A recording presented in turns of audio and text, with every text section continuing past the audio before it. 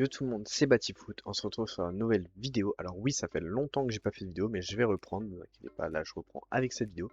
Et j'avais envie de parler d'un sujet très spécial, c'est le décalement du match entre Lens et PSG en Ligue 1. Alors ce qu'il faut savoir tout d'abord, c'est que Lens, comme on peut le voir ici, a refusé par un communiqué de reporter le match. Eux, ils ne sont pas en accord avec ça.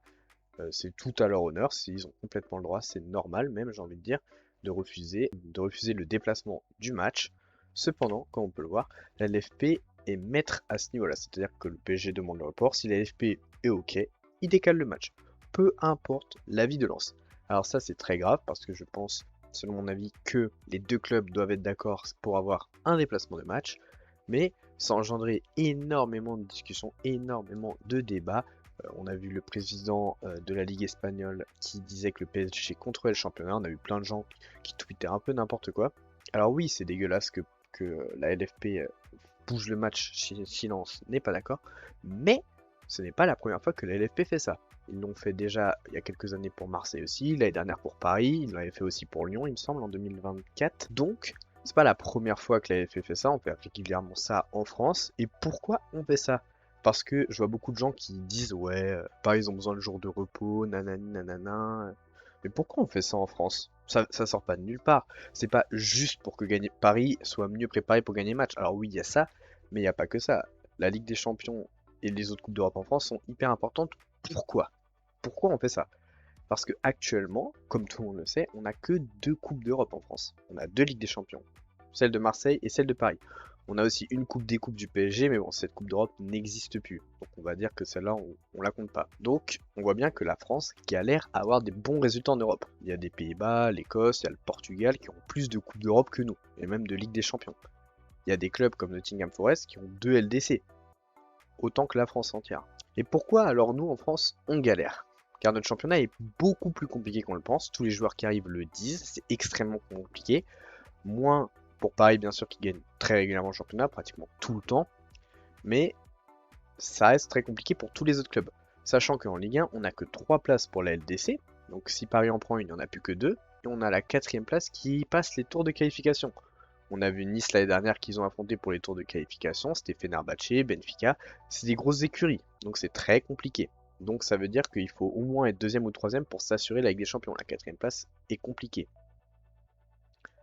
On peut regarder donc Monaco, Lille ou Marseille cette saison, qui galèrent à atteindre le podium. On voit tous les rebondissements qu'il y a cette saison. Alors, on va me dire que oui, l'appel, c'est aussi très dur. Je vais prendre l'exemple de l'appel pour mon argumentation. Il y a beaucoup plus de grosses équipes. Oui, c'est vrai. C'est vrai qu'il y a beaucoup plus de grosses équipes. Le dernier peut battre le premier, ça choquerait personne. Tellement les budgets même du dernier sont très élevés. Mais il y a aussi plus de places aussi. Ce qu'il faut savoir, c'est qu'en première ligue, il y a beaucoup plus de places qualificatives pour la Ligue des Champions. Il me semble qu'il y en a 5 qui se qualifient directement en Ligue des Champions. C'est beaucoup. Sachant que les clubs de première ligue sont quand même hyper avantagés dans l'Europa League et dans la Conference League, étant donné qu'ils ont un budget beaucoup plus gros que tous les autres clubs. Bah, ils sont largement avantagés pour gagner ces deux Coupes d'Europe et donc gagner des places en plus pour les autres Coupes d'Europe. Deuxième argument, ouais, mais la PL, faut mettre une grosse équipe à chaque match, donc les joueurs sont aussi très fatigués. Oui, c'est vrai, mais en Ligue 1 aussi. On peut voir que quand Marseille tourne, quand Monaco a beaucoup de blessés, quand Lille a beaucoup de blessés, ça fonctionne pas. Ils ne gagnent pas de match. Marseille qui a gagné que 1-0 contre Auxerre, c'était hyper dur comme match. Lorient qui a fait un partout contre Lille. Il y a des exemples partout comme ça en Ligue 1, on en a énormément. Sauf qu'il y a une énorme différence à ça, c'est qu'en première ligue, ils ont de l'argent pour s'acheter 4 équipes, comme Marseille. On va prendre l'exemple donc de Nottingham Forest, on en a déjà parlé tout à l'heure. On peut donc voir ici ce que Marseille a eu au dernier mercato, entre les arrivées et les départs. Marseille a dépensé pour 110 millions et a gagné 131 millions.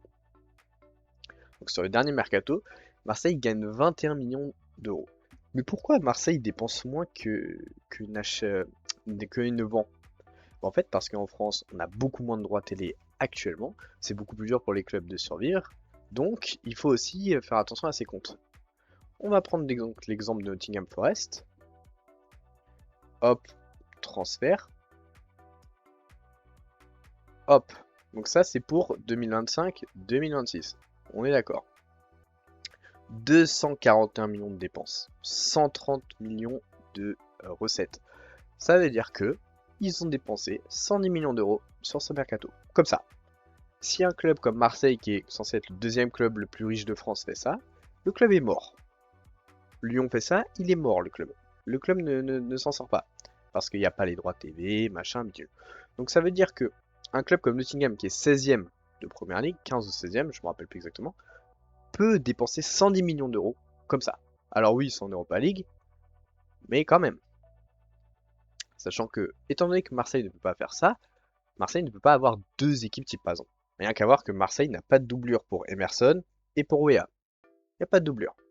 Par exemple, il y a un blessé, ça va complètement vriller. Donc, Nottingham, quand ils ont un blessé, eh ben c'est pas grave. Endoy se blesse, bah ils ont acheté Bakua. C'est pas grave. Alors Kaimundo, ils l'ont vendu cet hiver, ou il est prêté. Je crois que c'est un prêt. Mais ils ont quand même acheté Kaimundo, sachant qu'ils avaient déjà Igor Jesus et l'anglais qui a énormément marqué les dernières, j'ai plus son nom. Donc, quand même, faut pas non plus se moquer du monde. Donc même pour Paris en Ligue 1, quand Paris fait tourner, c'est compliqué de gagner des matchs. On l'a vu cette saison, on l'a vu l'année dernière. Quand Paris tourne, c'est souvent des petits scores, c'est beaucoup plus compliqué de gagner des matchs. Quand Paris a des blessés, c'est beaucoup plus compliqué de gagner des matchs. Alors pourquoi la Ligue favorise et pourquoi moi je dis que oui, c'est normal que la Ligue favorise les équipes en Coupe d'Europe. Car on le sait tous que les Coupes d'Europe, c'est le meilleur moyen de rapporter de l'argent au club pour tout le championnat. Alors déjà, il y a les clubs qui y participent. Marseille en général, Monaco, Lyon qui commence à revenir, il y a Lille, il y a Paris. Quand tu gagnes un match de Coupe d'Europe, tu gagnes beaucoup d'argent. Surtout en LDC, tu gagnes énormément d'argent. Et te qualifier au tour suivant, ça te fait gagner énormément d'argent aussi. Déjà pour les clubs concernés, ça leur permet donc de pouvoir plus investir au prochain mercato et donc se faire des équipes toujours plus fortes et d'être dans un cercle vertueux. Mais il y a aussi autre chose.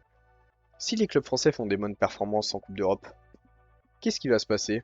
Bah ceux qui veulent acheter des droits TV de la Ligue 1, ils vont devoir payer plus cher parce qu'il y a des bonnes équipes. Des équipes qui performent en Coupe d'Europe, c'est des équipes qui font vendre le championnat.